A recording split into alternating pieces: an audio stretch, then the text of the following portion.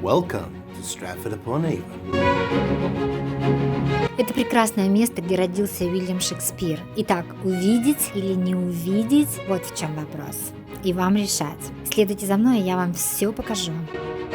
Это чудесный маленький город родом из 7 века. И если дословно перевести название, то получится улица, ведущая к броду, чтобы перейти реку. И именно на этой улице Шекспир проводил свое детство. И сюда приходит так много людей, что ее сделали пешеходами.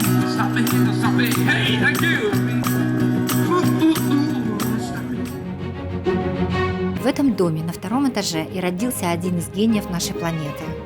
По какому принципу, интересно, они рождаются? Как только входишь в его дом, вы попадаете на выставку о жизни Шекспира. Первый фолио, первое собрание сочинений Шекспира. Wow, 1632. О, смотрите, а здесь семейное дерево. Как интересно.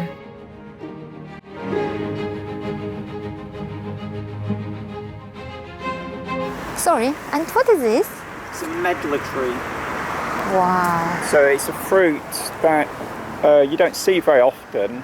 What happens is at the first frost you'll actually use them until they start to go rotten. And the fruit is scooped out and then you can use it. It's called bletting.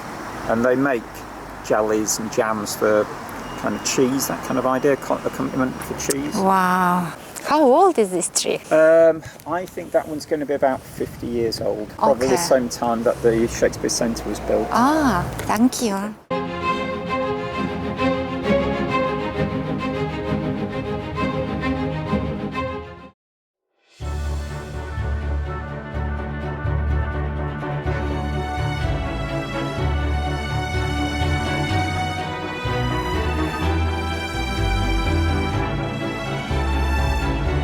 So this is the room where guests would be greeted. It's the room where guests would sleep.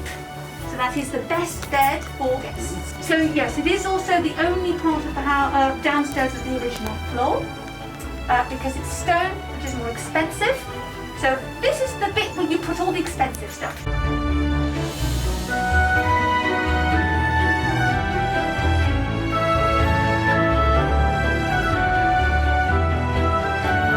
Магазин его отца. Он делал великолепные кожаные перчатки и продавал их прямо из окна.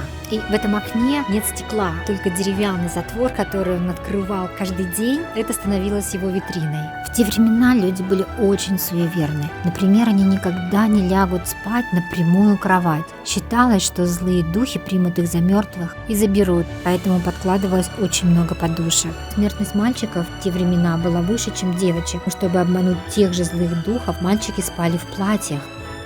Вот именно в этой комнате и родился Уильям Шекспир в апреле 1564-го. Но никто в то время не мог даже нафантазировать себе, что этот бэби станет литературной легендой. И сотни людей будут проходить через эту комнату 400 лет спустя. Он жил в этой комнате с родителями до 5 лет. И когда его кроватка стала совсем маленькой, он спал вот на этой выдвижной части кровати.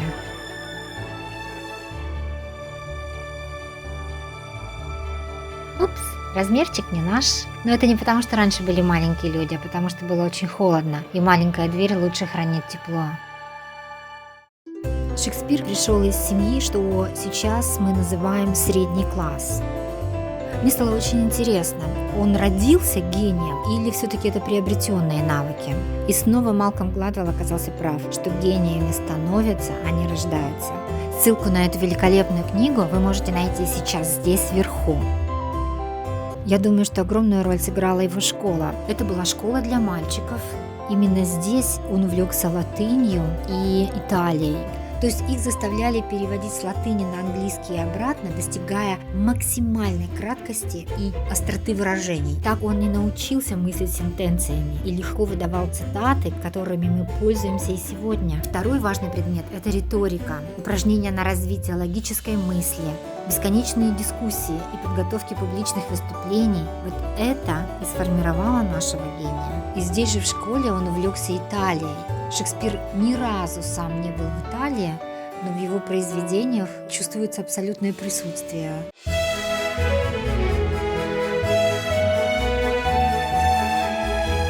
Стратфорд – прекрасное место для съемок фильмов. Здесь очень часто можно встретить съемочные группы, но сегодня, к сожалению, мы не встретили, не видим.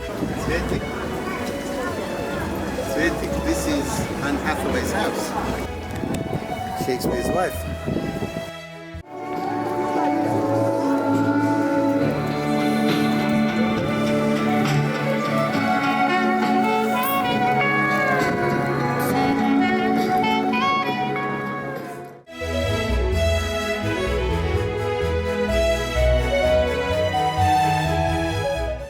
Yes, да.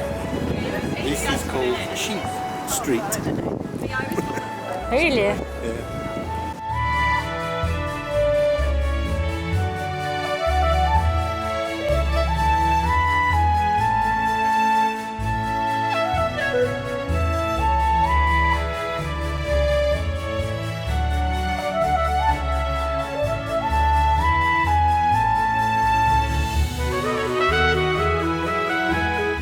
Каждая скульптура здесь из разной пьесы.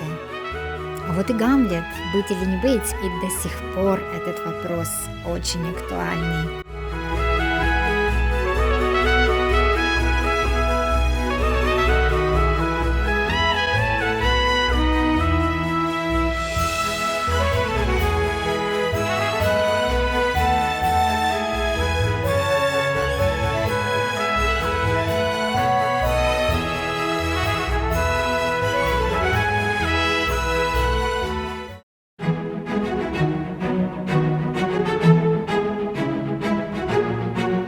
Здесь действительно все связано с Шекспиром.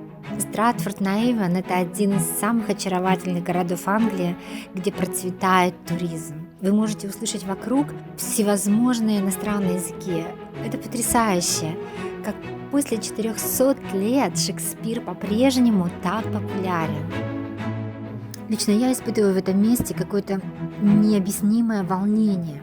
Это удивительный человек, абсолютный гений. И вот здесь он родился, здесь он закончил школу, вырос, здесь он стал известным, и здесь же он умер.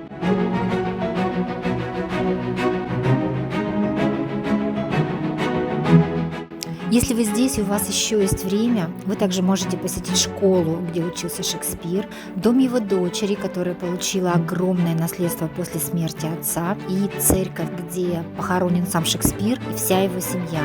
Это очень интересно. А мы отправляемся дальше. Нас ждет следующий пункт назначения.